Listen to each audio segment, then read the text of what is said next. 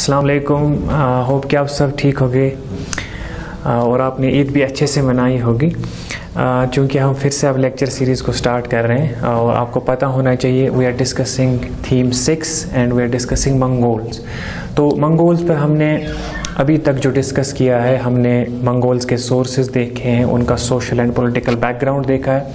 उसके बाद हमने चंगेज़ खान का कैरियर देखा था और चंगेज़ खान के कैरियर के बाद हमने उसके बाद जो 4 उसके बेटे आए थे उनका थोड़ा सा रीन देखा, उनने कहाँ तक एक्सटेंशन किया था।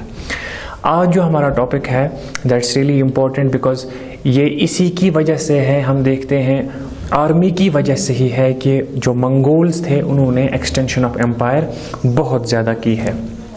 सो today we are going to discuss about the military organisation of Mongols. ठीक है, मिलिट्री ऑर्गेनाइजेशन ऑफ मंगोल किस तरह से एक हम देखते हैं कि नोमैडिक एम्पायर है, एक नोमैडिक पीपल है, किस तरह से उन्होंने ऑर्गेनाइजेशन ऑफ आर्मी जो है किस तरह से बनाई है और किस तरह से वो एक लीडर के अंडर उसके ऑर्डर्स को फॉलो करके जो वो डिफरेंट रीजन्स हैं उनको कॉन्कर कर रहे हैं। तो यहाँ पर हम सबसे पहले देखते हैं नोमैडिक एम्पायर्स में एक इम्पॉर्टेंट चीज़ जो आपको पहले ही हमने डिस्कस भी की है कि नोमैडिक जो होते हैं, जो हमेशा से जो मूव पे होते हैं, हमेशा से एक नई लैंड की तलाश में होते हैं, उनको हमेशा से खतरा रहता है, हमेशा से उनको एक खतरा लाहक होता है कि कभी भी उन पर अटैक हो सकता है, कभी भी दूसरा जो नोमैडिक ट्राइब है वो उन पर अटैक कर सकता है। तो इस वजह से वो हमेशा तैयार रहते थे। उनके जो भी male as well as female जो होते थे वो हमेशा रेडी रहते थे कि जब भी हम पर कोई ऐसा हमला होगा we must be ready to repel, we must be ready to give the fight. तो इस तरह से हम देखते हैं कि ये नोमैडिक पीपल जो हैं पहले से ये तैयार रहते थे जब हम बात करेंगे उनके डिफेंस की, उनके मिलिट्री की। तो पहली बात तो ये आपको याद रखनी है कि नोमैडिक पीपल जो है पहले से ही तैयार रहते हैं क्योंकि उनका जो लाइफस्टाइल है वो उनको मजबूर करता था कि इस तरह की लाइफस्टाइल गुजारने पर इस तरह से अपने आप को तैयार रखना। तो सबसे पहली बात जो हम यहाँ पर देखते हैं, generally all able bodied adult males of the tribe bore arms. तो यहाँ पर हम ये देखते हैं कि जो भी यहाँ पर एडल्ट मेल्स होते थे, जनरली मैं कह रहा हूँ, इंक्लूडेड फीमेल भी कभी कभी लड़ती थी उनकी, लेकिन जनरली जो मेल होते थे वो हमेशा तैयार रहते थे। वो हमेशा जो जितने भी होते थे, यहाँ पर कोई स्पेसिफिक हमने नहीं देखा कि कोई स्पेशलाइज्ड है, जनरली सब तैयार रहते। सबके पास अपना एक डिफेंस होता था, उनकी स्वॉर्ड होती थी, उनका जो भी बो एंड एरो होते थे, तो ये सब के पास होते थे जनरली, जो ये मंगोल्स की बात हो रही है। लेकिन सिस्टमैटिकली हम देखेंगे इनको कैसे गेंगिस खान ने ऑर्गेनाइज किया, वो गेंगिस खान का एक बहुत बड़ा कंट्रीब्यूशन है। अब यहाँ पर आप देखो कि ये जो मैंने लिखा है, the introduction of new members into Genghis Khan's army.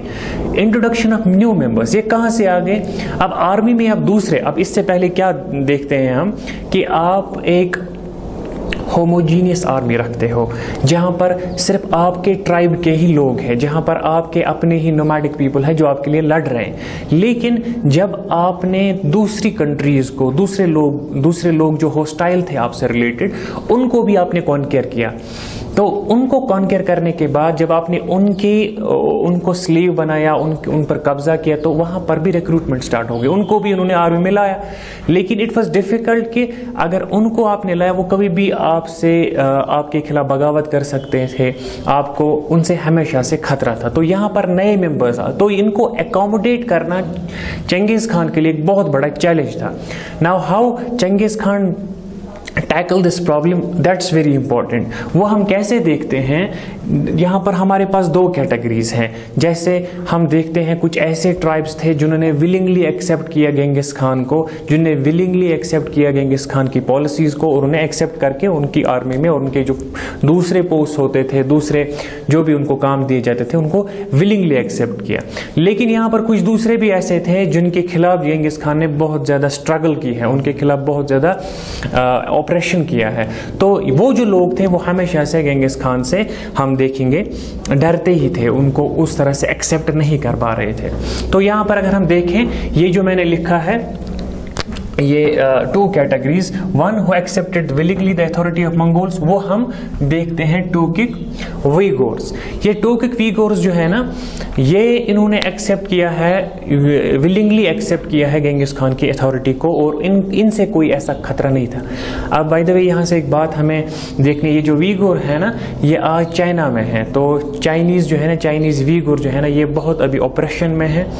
जिस तरह से हम देखें दूसरी जगहों पर जिस तरह से मुसलमानों पर जुल्म किया जा रहा है, इसी तरह से वीगुर जो एक लेस नोन फैक्ट है हमारे लिए, लेकिन अब जब इसको सर्च करोगे तो आप देखोगे चाइना में जो ये मुस्लिम माइनॉरिटी है, वीगुर इनको कहते हैं, इनको बहुत ज़्यादा सप्रेशन सहना पड़ रहा है चाइनीज़ जो वहाँ पर मिलिट्री है, वो जो ऑफिसर्स है। तो ये भी यहाँ पर एक फैक्ट है जो हम हिस्ट्री में हम भूल गए हैं।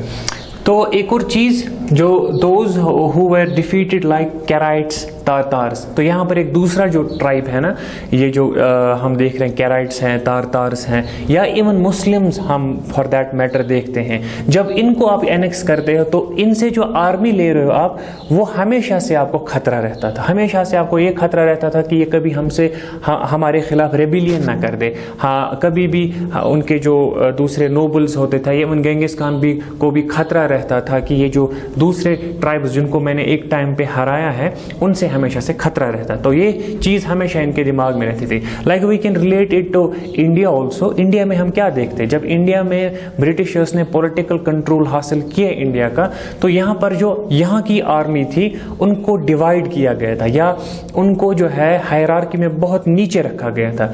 अगर कोई बनता भी था तो वो कांस्टेबल के लेवल, या उसके बाद हम देखेंगे हवलदार के लेवल पर ही उनको वो असाइन किए जाते थे। बाकी जो हायर पोस्ट थे वो किनको दिए जाते थे, ब्रिटिशर्स खुद लेते थे। और वहां पर भी जो है, अगर कोई हम देखते हैं राजपूत है, वहां से कोई राजपूत इन्फेंट्री है, या दूसरा कोई मराठा है, तो ये सब इनको डिवाइड करते थे ताकि ये एक जत्था ना बन जाए और हमें कोई इनसे खतरा लाक हो। इसी तरह से चंगेज खान को भी यहाँ पर हमने देखना है। Genghis Khan worked systematically to erase old tribal rivalries. तो ओल्ड ट्राइबल राइवलरीज क्या है? अब चंगेज खान की पर्सनल राइवलरी को यहाँ पर देखते हैं। चंगेज खान की पर्सनल राइवलरी किन के साथ थी? तारतार्स के साथ। आपको याद होना चाहिए तारतार्स कौन है? They were the people who assassinated the father of Genghis Khan, है ना, जो हमने इससे पहले देखा था। चंगेज खान के फादर को किन्होंने? इन्होंने ही मारा था, तारतार्स ने। जब चंगेज खान के रिलेटर हम देखते हैं ओंग खान के साथ मिलकर इनको हराते हैं तो उनसे वो बदला ले लेते हैं। तो ये जो ओल्ड ट्राइबल राइवलरीज है ना, ये यहाँ पर है चंगेज खान से भी रिलेटेड है। अब जब आपने कैराइट्स को हरा तो आपको हमेशा से वो ओल्ड ट्राइबल जो है ये कभी एक होकर हमारे खिलाफ कोई हमला ना करते, तो ये यहाँ पर हमेशा खतरा रहता था। तो ये यहाँ पर हम देखते हैं आर्मी जो इससे पहले थी ट्राइबल्स में क्या होता था? Decimal system. जैसे आज आप आर्मी देख रहे हो, जैसे यहाँ पर होती है, जो हम देखते हैं डिवाइड किया गया होता है। जैसे कोई 100 का कोई ऐसा कैटेगरी बनाई है, इसी तरह से 1000 की एक कैटेगरी बनाई जाती है। तो ये यहाँ पर भी हम देखते हैं। और यहाँ ये हम देखते हैं army was organised according to old steppe system of decimal units in division. Decimal units में इससे पहले भी बनाया जाता था। जैसे सिंपल एग्जाम्पल के जरिए मैं आपको समझाने की कोशिश करूंगा। यहाँ पर हम देखते हैं जो यहाँ ये जो होते हैं, अगर हम करें आर्मी की बात या पुलिस की बात करते हैं, तो एक ऑफिसर जो होता है उसके अंडर कभी कभी कहा जाता है कि आपके अंडर ये थाना, यहाँ पर 10 कांस्टेबल है, ये आपके अंडर है। इसके ऊपर हम देखते हैं दूसरी हायरार्की है जो इससे ऊपर, चाहे एसआई से ऊपर हम देखें इंस्पेक्टर या एसपी हम देखते हैं, उसके अंडर बहुत ज़्यादा आते हैं, उसके अंडर 100 आ सकते हैं। इसी तरह से आईजी है, उसके अंडर 1000। एग्जाम्पल दे रहा हूँ मैं कि इस तरह से आईजी के अंडर 1000 आएंगे। तो हर एक में हायरार्की है। एक के अंडर है 10, दूसरे के अंडर है 100, तीसरे के अंडर है 1000, और जो फोर्थ है उसके अंडर 10,000 है। तो इस तरह से हायरार्की बन जाती है ना। इसी तरह से यहाँ पर भी हम देखते हैं ओल्ड ट्राइबल जो स्टाइपी सिस्टम में जो आर्मी की ऑर्गेनाइजेशन थी वो इसी तरह से 10, उसमें एक हेड था, उसके बाद 100, उसमें 100 में भी एक हेड रखा जाता था, एंड जो 1000 एंड 10,000 सबसे बड़ा जो यूनिट था वो 10,000 का था, उस पर भी एक हेड रखा जाता था। और ये भी आपको याद रखना, जो 10,000 का था ना, उसको तुमन कहते थे। थे, TUMAN। ये जो तुमन है ना, ये कहा जाता है 10,000 के लश्कर को। लेकिन यहां पर भी वही प्रॉब्लम है, जो ये लश्कर लाए जाते थे इसमें भी हम देखते हैं ये जो एक ही क्लान और ट्राइब के लोग होते थे। फॉर एग्जांपल कोई केराइट का ट्राइब है, तारतार का है या वीगुर का है, तो इनका जो है वो सिर्फ अपने ही लोग होते थे। अब जब ये आ रहे हैं आर्मी में, तो यहाँ पर जो मंगोल अंडर गेंगिस खान हम देखेंगे, यहाँ पर भी वो वैसे ही बनाते, यहाँ पर भी वो वैसे ही यहाँ लाइक 1000 का या 10,000 का ग्रुप बनाते, और उसमें सारा जो था होमोजीनियसली वो कौन होते, या तारतार होते या दूसरे केराइट्स होते। तो ये खतरा रहता था हमेशा इनके लिए। तो यहाँ पर हम देखते हैं गेंगिस खान ने इस प्रैक्टिस को स्टॉप किया। Genghis Khan stop this practice, he divided old tribal groupings and distributed there members in different tribes, हम कह सकते हैं। गेंगिस खान ने क्या किया, मिलिट्री ऑर्गेनाइजेशन को स्टेबल रखने के लिए, उसको सिस्टमैटिकली वर्क करने के लिए उन्होंने ये जो डिफरेंट लोग थे, ये जो डिफरेंट ट्राइब्स से आर्मी आ रही थी, इन्होंने इनको डिवाइड किया। फॉर एग्जाम्पल हम यहाँ पर देखेंगे, ये जो है फॉर एग्जाम्पल एक ग्रुप है, दूसरा, तीसरा, ये मैंने 6 ग्रुप बना दी। अब 6 से हर एक में आ रहे हैं, हम देख रहे हैं, चलो फॉर एग्जांपल हम ले रहे हैं 100 हर एक से आ रहे हैं या 1000 हर एक से आ रहे हैं। इन्होंने क्या किया, अगर ये एक ग्रुप है आर्मी का, यहां से 50 लिए जो मेंबर्स है या 50 सोल्जर्स लिए, हर एक से 50 सोल्जर्स लिए और उनको जमा किया यहां पर और बनाया 10,000 का ग्रुप या 1000 का ग्रुप बनाया। यहाँ पर हर एक से 50 लेके या हर एक से 100 लेके, तो यहाँ पर एक 1000 का ग्रुप बनाया। तो इससे क्या हम देखते हैं, इससे एक हिटीरियोजीनियस ग्रुप बनता है या हिटीरियोजीनियस आर्मी बन जाएगी। और ये जो है इन्होंने किस तरह से, ताकि यहाँ पर इनके कोई कॉमन इंटरेस्ट ना निकल आए। कॉमन इंटरेस्ट में वो कहेंगे कि हमारा एक अलग से ट्राइब था, हम अलग से अपनी जिंदगी गुजार रहे थे, हमारा एक अपना सिस्टम था, हम किसी के अंडर आ रहे हैं। तो ये सिस्टम जो है ये कब पॉसिबल हो सकता है, जब आपके इर्द गिर्द जो आर्मी है वो आपकी अपनी ही हो, तो आपके लिए आसान हो जाता है उनको मोबिलाइज करना। लेकिन गेंगिस खान ने क्या किया, डिप्लोमेटिकली उन्होंने क्या किया, उन्होंने डिवाइड किया, जो भी आर्मी थी उनको डिवाइड किया, डिफरेंट ग्रुप्स में डाला, और हर एक ग्रुप में डिफरेंट लोग जो है उनको हेड कर रहे हैं। तो इस तरह से जो अपराइजिंग का खतरा होता था, रिबिलियन का खतरा होता था, वो इन्होंने यहां पर कम किया। ठीक है, और दूसरा जो तरीका था इसको कंटिन्यू किया। ये जो 10s, 100s, 1000s and 10,000s का हम देखते हैं, इसको कंटिन्यू किया। और ये सब हम देखते हैं इन्होंने हर एक को, जिसको मैंने यहीं पर लिखा है, लार्जेस्ट यूनिट जो था ना सोल्जर्स का, दैट वाज कॉल्ड तुमन। ठीक है, तो इसमें included fragmented groups of the people from different tribes and clans. तो डिफरेंट ट्राइब्स एंड क्लान्स के लोग यहाँ पर आते थे, तो इसमें सर्व करते थे। एक और चीज होती थी कि अगर आपको किसी एक पर्टिकुलर ग्रुप में डाला गया, ये आपका ग्रुप है और ये दूसरा ग्रुप है, अगर इसमें कोई एक पर्सन फॉर एग्जाम्पल अपनी मर्जी से चला जाता किसी दूसरे ग्रुप में, तो उसको बहुत ज्यादा सर्व पनिशमेंट दी जाती थी, उसको कभी कभी मारा भी जाता था, या दूसरे जो भी उनके पनिशमेंट्स होते थे वो बहुत खतरनाक दिए जाते थे। तो ये अलाउ नहीं था कि दैट अगर आपको कोई प्लेस असाइन की गई है, किसी यूनिट में आपको काम करना है, you are not allowed to go into the different unit. ठीक है, तो ये भी हम यहाँ पर देखते हैं। तो ये जो नए मिलिट्री कंटीजेंट्स थे ना, इनको हम देखते हैं, इनको अब असाइन किया गया था। अब आपने डिफरेंट कंटीजेंट्स बनाए, डिफरेंट आपने छोटे छोटे ग्रुप्स बनाए हैं आर्मी के, इन्होंने इनको अपनी जो है बेटे थे उनके अंडर रखा है।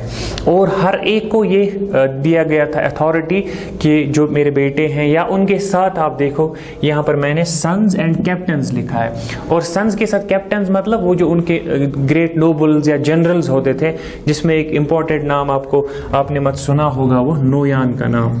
ये भी एक कैप्टन था, एक बहुत बड़ा जनरल था चंगेज खान के टाइम पे हम देखते हैं, और ओगदाई के टाइम पे हम देखते हैं ये भी यहाँ पर काम कर रहे थे, इनको लीड कर रहे थे, जो आर्मी थी इनको लीड कर रहे थे। तो ये सबसे बड़ा इसमें कंट्रीब्यूशन क्या है चंगेज खान का, जो ओल्ड राइवलरीज थी आर्मी से रिलेटेड उनको खत्म किया बाय डिवाइडिंग द आर्मी, और हर एक जो यहाँ पर हम देखते ग्रुप को असाइन किया अपने जो दूसरे उनके जो बेटे थे उनको उनके अंडर। तो the new military contingents were required to serve under his sons, under his 4 sons and captains। तो इनके अंडर उनको सर्व करना था। अब एक दूसरा कॉन्सेप्ट भी था, जब ये डिबेटेबल है स्टिल, आप इसको जानो कि ये जो है ना concept of blood brothers among Mongols, blood brother. अब ब्लड ब्रदर जो है ये बायोलॉजिकली बनता है इंसान, लेकिन उन्होंने एक दूसरा तरीका इख्तियार किया था। अब यहाँ पर हम देखते हैं, आपने अगर आप में से किसी ने वो सीरियल में दिखाते हैं अर्तुगरुल में, उसकी ऑथेंटिसिटी पे यहाँ पर डिबेट है, लेकिन स्टिल ये जो कॉन्सेप्ट है वो आप सुनो कि ब्लड ब्रदर इनका भी, जैसे हम देखते हैं इन्होंने दूसरों को भी, जैसे वो उस वक्त टर्क्स के खिलाफ लड़ रहे थे, क्रिश्चियंस के खिलाफ लड़ रहे थे, अगर इनके साथ कोई मिल जाता, इनके साथ कोलैबोरेशन करता, तो कोई ऐसा होता जिससे बहुत ज़्यादा कनेक्ट कर पाते थे, बहुत ज़्यादा क्लोज हो जाते थे, उनको ब्लड ब्रदर बनाते थे। अब ब्लड ब्रदर बनाने के 2 तरीके थे। एक तरीका ये था कि हर एक जो था इनमें से, जो यूजुअली इनमें था मंगोल्स में, वो अपना जो है कभी कभी कट लगाते थे अपना, और उसमें से खून जो टपकता उसको एक बाउल में जमा करते थे, और जो दूसरा बंदा होता था उसको भी एक कट लगाते थे, या डिफरेंट जो भी लोग नोबल्स होते थे उनको अगर इस बॉन्ड में आना था, हर एक को कट लगाते थे, फिर जो ब्लड है उसको जमा करते थे, हर एक से थोड़ा थोड़ा लेके उसको एक बाउल में जमा करते, और फाइनल जब उसको मिक्स करके हर एक को पीना होता था। तो इस तरीके से वो क्या बनाते थे, ब्लड ब्रदर्स। तो ये मंगोल्स का एक तरीका था। अब उस टाइम के मुस्लिम्स में भी मैंने सुना है कि एक तरीका ये था कि वो अपने हाथ जो है इस पर कट लगाते थे, और जैसे हम हैंड शेक करते हैं और दूसरा भी अपने हाथ पर कट लगाता था, तो हैंड शेक करके अपने ब्लड को मिलाते थे, और इस तरह से वो क्या कॉन्सेप्ट देते थे, this is the concept of making a blood brother. तो ये 2 तरीके थे ब्लड ब्रदर्स बनाने के। अब ये जो हमने यहां पर देखा ये आर्मी से रिलेटेड था। अब इसके बाद हम देखते हैं आर्मी के बाद हम देखते हैं ये जो 4 बेटे थे चंगेज खान ने अपने ही टाइम पे, हम देखते हैं अपने 4 बेटे जो उसके थे, उनमें अपनी जो टेरिटरी थी, जो दूसरे रीजन्स उसने कॉन्कर किए थे, चाहे वो चाइना हो, चाहे यहाँ से सेंट्रल एशिया का रीजन हो, कैस्पियन सी तक, उनमें अब एक बड़ी एक वास्ट एम्पायर बनी है। उसमें हम देखते हैं उन्होंने डिवाइड की है अपने एम्पायर, ताकि इनमें कोई रिफ्ट ना पैदा हो जाए, ताकि ये आपस में जो है इनमें कोई लालच और ग्रीड जो है वो पैदा ना हो एक दूसरे से रिलेटेड। तो उन्होंने अपने ही रीजन में उनको डिवाइड किया था, अपनी जो टेरिटरी है उसको डिवाइड किया था। तो जल्दी से आप थोड़ा रिकॉल करो कि हमने जो देखा था, इनके जो 4 बेटे थे कौन कौन से थे, सबसे बड़ा कौन था इनका बेटा। तो यहाँ पर हम देखते हैं पॉलिटिकली इन्होंने किस तरह से एडमिनिस्टर किया है अपनी एम्पायर को, वो थोड़ा हम जानने की कोशिश करेंगे। तो सबसे बड़ा बेटा जो है ना गेंगिस खान, पहली बात तो ये कि इनका जो बड़ा बेटा था उनका नाम था जोची, ठीक है, ये उनका बड़ा बेटा था जोची। अब जोची जो है, और ये भी याद रखना ये जो 4 बेटे थे ये एक वाइफ से थे, उसका नाम क्या था वो भी आपको याद रखना है, BORTE, बोटी उनका नाम है, ये इनकी वाइफ का नाम था जिनसे ये 4 बेटे थे। अब जो जोची थे उनको दिया गया था रीजन जो रूल करने के लिए, जो मैंने कहा कि इनको डिवाइड की गई थी एम्पायर, गेंगिस खान ने अपने ही टाइम पे कहा था कि ये इस तरह से रूल करोगे आप।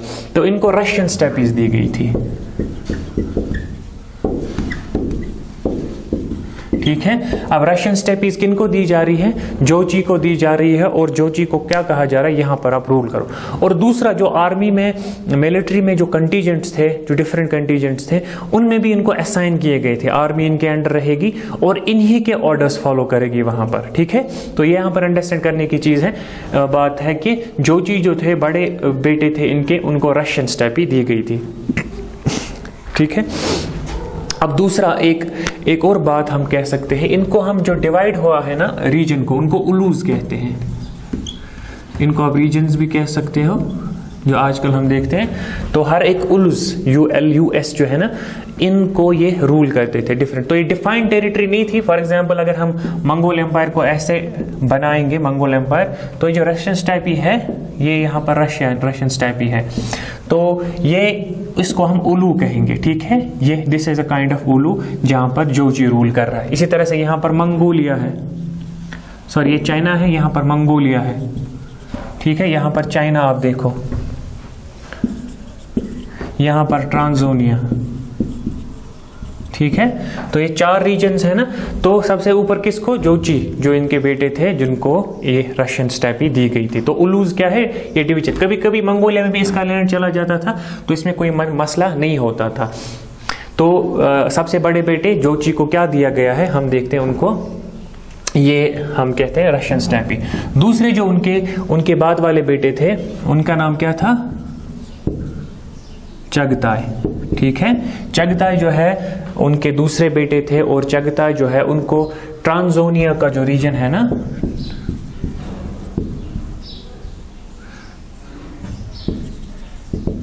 ट्रांसोनिया, तो ये रीजन दिया गया था चगताई को। ट्रांसोनियन स्टेपी भी कहते हैं इसको, क्योंकि वहां पर भी एक वास्ट ट्रैक्ट ऑफ लैंड था जो चराने के, पेस्टोरलिज्म के काम आता था। तो दूसरे बेटे जो इनके थे उनको क्या दिया गया था, ट्रांसोनियन स्टेपी। तो ट्रांसोनिया, अगर मैंने रफ मैप बनाया है, ऊपर वाला अगर हम देखें, ये चाइना है, चाइना के ऊपर रशिया, ये इनको जोची को ये ट्रांसोनियन का एरा है, जहां पर उज्बेकिस्तान, ताजिकिस्तान आज है ना, वहीं पर वो एरिया किसको, चगताई को दिया गया। अब चगताई के बाद हम देखते हैं तीसरे इंपॉर्टेंट इनके जो बेटे हैं जो लीड करते हैं सक्सेसर भी, उनका क्या नाम है, ओगदाई। ठीक है, अब ओगदाई जो है ना, चंगेज खान ने अपने ही लाइफ में हम देखते हैं इस चीज को हिंट किया था कि मेरे बाद जो है मेरा सक्सेसर कौन होगा, ओगदाई होगा। तो ये सक्सेसर बन जाते हैं, सक्सेसर जो रूल करेगा, कहां से, he would rule from Karakoram, Karakoram Mongolia. ठीक है, तो काराकोरम मंगोलिया से कौन, ओगदाई। तो ओगदाई का क्या है, ये मंगोलिया का रीजन है, तो यहां पर कौन रूल करेंगे, ये जो रीजन है, ये किनको, काराकोरम जो है, यहां से ये रूल करेंगे एज बीइंग ए सक्सेसर। तो ओगदाई को चंगेज खान ने अपने ही टाइम पे कहा था कि आप मेरे बाद क्या करोगे, सक्सीड करोगे। और फाइनल जो यंगेस्ट उनके बेटे थे, उनका क्या नाम था, यंगेस्ट का नाम था तोलाई, TOLUY। ठीक है, तुलाई उनका नाम था। तो उनको दिया गया था एंसेस्ट्रल लैंड, एंसेस्ट्रल लैंड जो मंगोलिया का है, मंगोलिया। ठीक है, एंसेस्ट्रल लैंड मंगोलिया। तो ये है तुलाई, चगताई, ओगदाई एंड जोची, ये 4 बेटे थे इनके, जिनको हम देखते हैं इनको डिवाइड की गई थी, ये जो टेरिटरी थी उसको डिवाइड किया गया था। लेकिन लेटर ऑन यही एक प्रॉब्लम में बन जाती है। जैसे हम देखते हैं जब आपको कोई एक पर्टिकुलर या एक सेंट्रलाइज पावर नहीं होता है, तो जब अथॉरिटी डिवाइड होती है तो सेंट्रलाइज कंट्रोल जो होता था वो कमजोर हो जाता है। यही एक रीजन भी बन जाता है मंगोल्स के डिक्लाइन का। जैसे हम देखते हैं जब ये जो चगताई है, ये जब चले जाते हैं हम ट्रांसोनियन में, तो वहां पर अपनी एक दूसरी लेटर पीरियड की बात कर रहा हूँ, 13-14 सेंचुरी की, वहां पर हम देख रहे हैं ये अपनी अलग से एम्पायर बना रहे हैं। इसी तरह से ये अलग हो जाते हैं इनसे, जो यहाँ पर जोची के डिसेंडेंट्स थे, या इसी तरह से जो है तुलाई के डिसेंडेंट्स थे, वो उनसे अलग हो जाते हैं। तो जब एक सेंट्रलाइज्ड अथॉरिटी नहीं रहती है, जो चंगेज खान के टाइम पे थी, तो सारी कंट्री जो थी, सारी जो उनकी टेरिटरी थी, वो एक सेंट्रलाइज्ड अथॉरिटी में थी, तो वो जुड़ी हुई थी। लेकिन जो ही जो ये सेंट्रलाइज्ड अथॉरिटी है वो खत्म हो जाती है, तो हम देखते हैं डिसइंटीग्रेशन स्टार्ट हो जाता है। तो यहां पर हम देखते हैं, अब इसमें भी चंगेज खान ने एक चीज की थी जो हमने कॉन्सेप्ट पढ़ा था, जिनको हम कहते हैं कुरिलताइज का,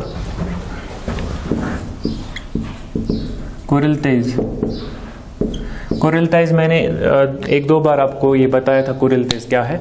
कुरिलताइज क्या है, ये बेसिकली एक असेंबली है चिफ्टन्स की, है ना, चिफ्टन्स की असेंबली है, जहां पर क्या करते हैं वो, जहां पर वो ये डिफरेंट चीजें डिस्कस करते हैं।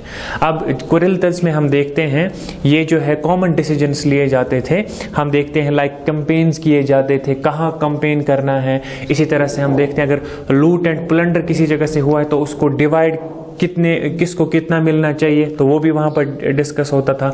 और या इसके बाद कहाँ हमें कैंपेन्स और करनी है, कहाँ हमें लीड करना है, या जो सक्सेशन है ओगदाई के बाद कौन आएंगे, तो उस पर भी डिस्कस डिबेट किस में होता था, वो इसी में होता था। तो ये कलेक्टिवली यहाँ पर क्या होते थे, डिसीजन मेकिंग जो है प्रोसेस यहीं पर होती थी। तो कुरिलताइज का क्या मकसद था, जैसे आज हमारे पास हम देखते हैं अगर कोई डिसीजन लेना होता है, तो आज हमारे पास पार्लियामेंट है, तो वहाँ पर डिसीजंस लिए जाते हैं, लॉ बनाए जाते हैं। तो यहाँ मुसलमानों में सेंट्रल में मैंने कहा था शूरा का कॉन्सेप्ट था। शूरा में क्या होता था, मुसलमानों में क्या है, SHURA, शूरा। शूरा का कॉन्सेप्ट है। शूरा में ये भी एक बॉडी होती है जो हम कहते हैं पाइस लोगों की एक बॉडी होती है, जिसमें एक कुछ स्पेशलिटी वाले लोग भी होते हैं, लेकिन ज़्यादातर फोकस क्या होता है यहाँ पर पाइस लोग पाए जाएं। और वो मुसलमानों में जो भी कभी मसला हो जाता है या कोई भी यहाँ पर मुसलमानों में सक्सेशन का कोई मसला होता है तो ये बैठते हैं और आपस में डिस्कस डिबेट करके उसका हल देते, तो वो शूरा का कॉन्सेप्ट है।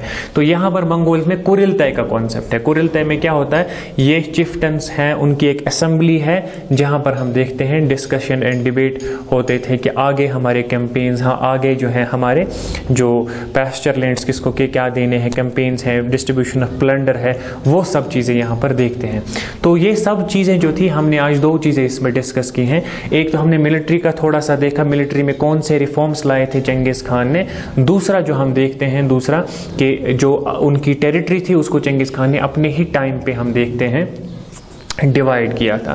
तो ये जो हमारा टॉपिक है, इसके बाद हम थोड़ा सा कोरियर सिस्टम पर भी बात करेंगे। एक इम्पॉर्टेंट एस्पेक्ट है आर्मी से रिलेटेड, जैसे अगर किसी दूसरी ये जो इम्पॉर्टेंट बात ये है कि अगर आपकी टेरिटरी बहुत ज़्यादा वास्ट है, फॉर एग्जांपल आपका जो स्ट्रेच है वो बहुत, एक साइड से अगर आप लो तो दूसरे साइड से लगभग 3-4 हज़ार किलोमीटर्स की मसाफत है कि डिस्टेंस है, तो एक 4,000 किलोमीटर दूर कोई इवेंट हो जाता है और आप मंगोलिया में बैठे हो, अगर आप घोड़े पर जा रहे हो तो कम से कम आपको कितना टाइम लग सकता है, आपको 10 दिन, 20 दिन, 25 दिन लग सकते हैं उस जगह तक पहुंचने में, या वहां से जो इंफॉर्मेशन आपके पास आ रही है उसको कम से कम 10-20 दिन लग सकते हैं। तो वो कैसे उस टाइम पे बहुत कम टाइम में आप तक पहुंच जाती थी, that is basically courier system, जिसको हम यम भी कहते हैं। तो ये बहुत इंपॉर्टेंट था उनके लिए। अगर कोई आपको एक्सटर्नल थ्रेट है तो वहां पर आपके थे, जैसे हमने देखा, जैसे हमने पढ़ा था एक टाइम पे कि अलाउद्दीन खिलजी के पास भी एक सिस्टम था जिसको वो बरीद कहते थे। बरीद जो है ना, BARID, बरीद जो है ना, ये स्पाइज थे, बेसिकली स्पाइंग के लिए रखे जाते थे। तो ये बीच में घुस जाते थे, तो कभी भी कोई सुल्तान के पास बात पहुंचानी होती थी तो ये बरीद्स उसका काम करते थे। इसी तरह से यहाँ पर भी इनके अपने बरीद्स होते थे, इनके अपने इन्फॉर्मर्स होते थे, स्पाइज होते थे, हमेशा रखे होते। लेकिन जब उनके पास कोई इन्फॉर्मेशन पहुंचती थी तो किस तरह से एक जगह से दूसरी जगह रैपिडली पहुंचते थे, तो उसको हम कोरियर सिस्टम या रैपिड यम सिस्टम भी कहते हैं। That will be discussed in the next lecture. अगर इस लेक्चर में आपको किसी भी जगह कोई कंफ्यूजन, कोई और क्लैरिफिकेशन की जरूरत हो, you can ask in the comment section, या आप कुछ अपनी तरफ से भी कोई फर्दर एडिशन करना चाहो, you can add that in the comment section two. और आइंदा हम इसमें 2 और लेक्चर होंगे, लगभग प्रोबेबली 2 लेक्चर और होंगे। उसके बाद हम अपनी जो थीम है उसको आगे बढ़ाएंगे, थीम 6 से थीम 7 हम स्टार्ट करेंगे। ठीक है, till then stay safe and take care.